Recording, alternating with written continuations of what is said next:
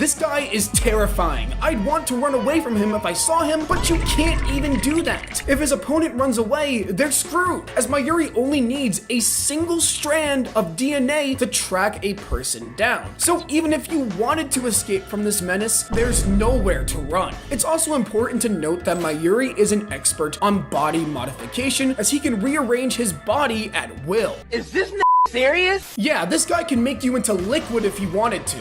Oh, hell no! Mayuri even does this to himself, as he's able to take several different forms, which grants him unique abilities. Mayuri has modified his body to a point beyond what was thought possible, as he's able to become liquid, make his left arm explode on impact, and is able to pull a part of his ear off to form a scythe. This guy's entire body is a weapon. Most impressively is his ability to replace organs, as he's demonstrated the ability to replace someone's organs with false ones that are as functional to their real counterparts.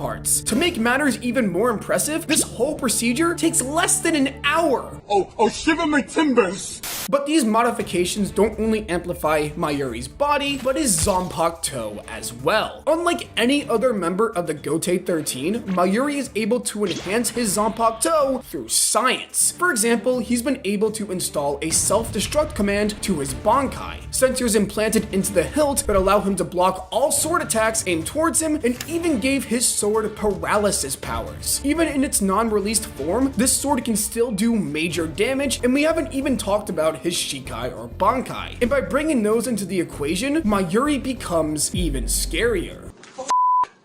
Mayuri's sword, Ashigoji Jizo, is one of the strongest Zanpakuto in the entire series. When his sword is released, it transforms into a disembodied trident with a baby-like face taking the shape of its upper hilt. Mayuri's Shikai ability works very similar to Venom, as when an opponent is stabbed by the sword, it severs their brain signals, controlling the neural impulses for movement, paralyzing your entire body. Meaning, to make matters even worse, when under this paralysis, a person's pain receptors are unaffected, meaning Mayuri's opponent still feels pain while paralyzed. But the sword also has another way to spread poison in this state. When Mayuri pokes his finger into one of the baby's eyes, it starts spreading a dark liquid from its mouth, crying. Anyone who is not Mayuri's blood type will be paralyzed after only 4 seconds. In contrast to the sword's initial ability, this technique paralyzes everything biological. And if that's not scary enough, we still have his most powerful technique to talk about, Mayuri's Bankai. Something so menacing, so frightening, it will make you scream and run for mercy, as Mayuri's Bankai is a big baby? Trust me, despite its looks, this Bankai is terrifying. But you're probably wondering, ABD, this Bankai was defeated by Uryu all the way back in Soul Society, so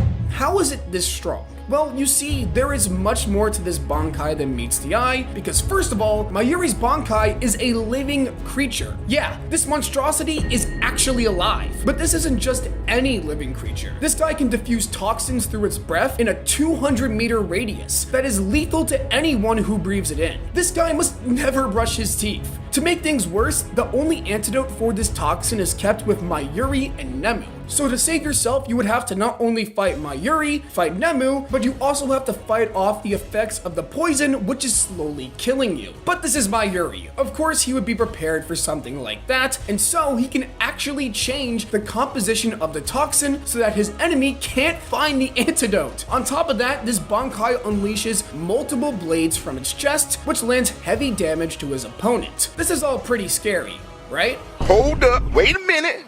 Something ain't right. But what if I told you we weren't done? That there's even more to Mayuri's Bankai? Well, that's the truth, as Mayuri has even modified his freaking Bankai. In this gigantic form, Mayuri can send his Bankai specific information about the opponent he's facing mid-battle. This allows him to alter and customize his Bankai to deal with whoever he's currently fighting, which on a technical level makes this Bankai have virtually no weaknesses. As you can see, Mayuri is no joke, and if you ever come across him, please run away.